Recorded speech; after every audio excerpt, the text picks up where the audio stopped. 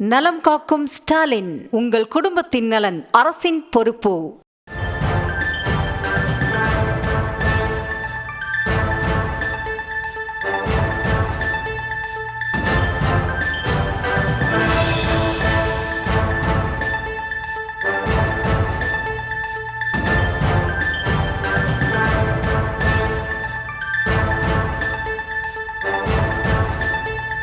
தேனி அருகே கல்குவாரி விவகாரத்தில் கொல்லப்பட்ட சசி என்பவருடைய உறவினர்கள் தற்பொழுது சாலை மறியல் போராட்டத்தில் ஈடுபட்டு வருகிறார்கள். கொலை குற்றவாளிகளை கைது செய்யும் வரை உடலை வாங்க மாட்டோம் என மறுத்து தற்பொழுது அவர்கள் இந்த போராட்டத்தை முன்னெடுத்திருக்கிறார்கள்.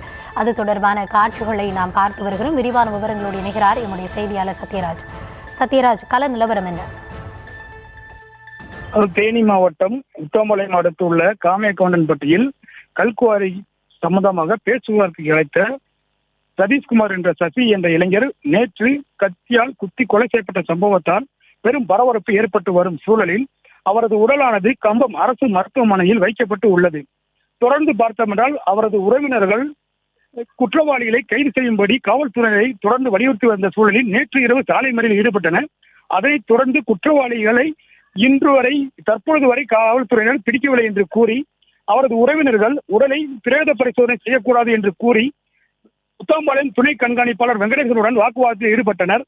காவல்துறையினர் பேச்சுவார்த்தையில் ஈடுபட்ட பொழுதும் உறவினர்கள் கேட்காமல் தற்பொழுது குற்றவாளி அனைவரையும் கைது செய்ய வேண்டும் என்று கூறி குமுளி திண்டுக்கல் தேசிய நெடுஞ்சாலையில் சாலை மறியலில் ஈடுபட்டு வருகின்றனர். இவர்களுடன் உத்தமபாளையம் துணை காவல் கண்காணிப்பாளர் வெங்கடேசன் அவர்கள் பேச்சுவார்த்தையில் ஈடுபட்டு வருகிறார். இருந்த போதிலும் உறவினர்கள் குற்றவாளிகளை உடனடியாக கைது செய்ய வேண்டும், மாவட்ட ஆட்சித்தலைவர் கனிம வளத்துறை அதிகாரிகள் நேரடியாக வர வேண்டும் என்று கூறி போராட்டத்தில் ஈடுபட்டு கண்டன கோஷங்களை எழுப்பி வருகின்றன.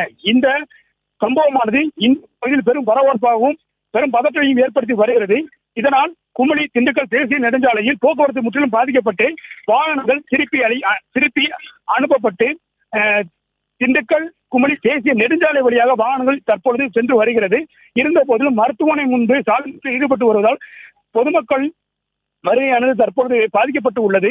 தொடர்ந்து காவல்துறையினர் அவர்களுடன் பேச்சுவார்த்தையில் ஈடுபட்டு வருகின்றனர். அவர்கள் கூறியது அவர்கள் ஒற்றை முடிவாக குற்றவாளிகள் அனைவரையுமே கைது செய்ய வேண்டும், தண்டனை வழங்க வேண்டும். அந்த பிரச்சனைக்குரிய குவாரியை அரசு ஏற்று அதற்கான முடிவினை பொதுமக்களுக்கு தெரியப்படுத்த வேண்டும். குறிப்பாக இந்த பகுதியில் தொடர்ந்து கொலை சம்பவங்கள் நடைபெற்று வருவதை மாவட்ட காவல் கண்காணிப்பாளர் அவர்கள் உரிய நடவடிக்கை எடுத்து பாதிக்கப்பட்ட குடும்பத்திற்கு நீதி வழங்க வேண்டும் என்று கண்டன கோஷங்களை எழுப்பி வருகின்றனர்.